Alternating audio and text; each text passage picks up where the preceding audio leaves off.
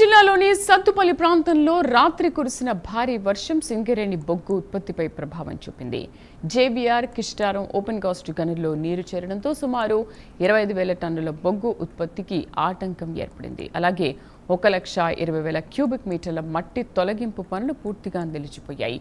వర్షపు నీటిని తొలగించి పరిస్థితులు సాధారణ స్థితికి తీసుకురావడానికి సింగరేణి అధికారులు చర్యలు చేపట్టారు.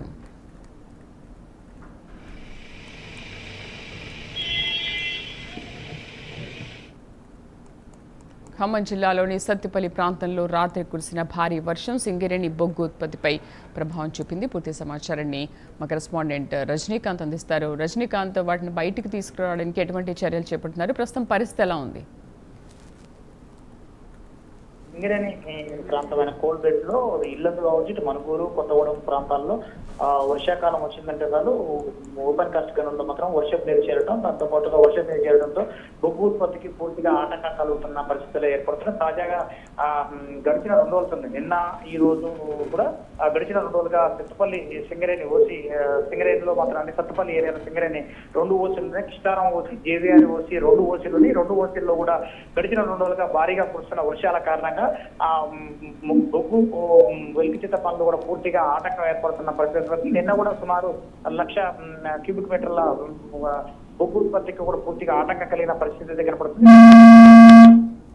కురిసిన వర్షం కారణంగా జేబీఆర్ ఓసీ కావచ్చు, కిస్టారం ఓసీల్లో కూడా 25,000 టన్నుల బొగ్గు ఉత్పత్తికి పూర్తిగా ఆటంకం ఏర్పడుతుందని సింగరేణి అధికారులు తెలుస్తున్నారు. మరోపక్క ఓపెన్ కాస్ట్ పనులు కావడంతో 1,20,000 క్యూబిక్ మీటర్ల మట్టి తొలగింపు పనులు కూడా పూర్తిగా ఆటంకం ఏర్పడింది. వీటన్నింటిని కూడా సాధారణ స్థితికి తీసుకురావాలంటే ఈ ఓపెన్ కాస్ట్ గనుల్లో వర్షపు నీరు చేరడం, వాటి వర్షపు నీరును కూడా అక్కడి నుంచి మోటార్ల సహాయంతో బయటికి తరలించే ప్రయత్నం కూడా సింగరేణి అధికారులు యుద్ధ ప్రాతిపదికన చర్యలు చేపడుతున్న పరిస్థితి పడుతుంది. సాధారణ స్థితికి రావాలంటే అదంతా మట్టితో కూడుకున్న ఓవర్ బర్డెన్ అంటే మట్టి వెలికిత పనులు మొత్తం పూర్తిగా మట్టి నీరు చేరడంతో అంతా బురదమయంగా మారడం, అంత సాధారణ స్థితికి రావాలంటే వర్షం పూర్తిగా తొలగిపోతున్నాయి. కానీ అక్కడ మట్టి వెలికిత పనులు, దాంతో పాటుగా బొగ్గు ఉత్పత్తికి పనులు కూడా చేపడతామంటూ మాత్రం అధికారులు చెప్తున్నారు. మొదటి షిఫ్ట్ పనులు ఈరోజు ఉదయం తెల్లవారుజామున 6 గంటలకు మొదటి షిఫ్ట్ పనులను పూర్తిగా నిలిపివేశారు. మధ్యాహ్నం 2 గంటల షిఫ్ట్ కూడా పూర్తిగా ఆటంకం కలిగే అవకాశాలు లేకపోలేదనే సమాచారం కూడా అధికారులు చెప్తున్నారు.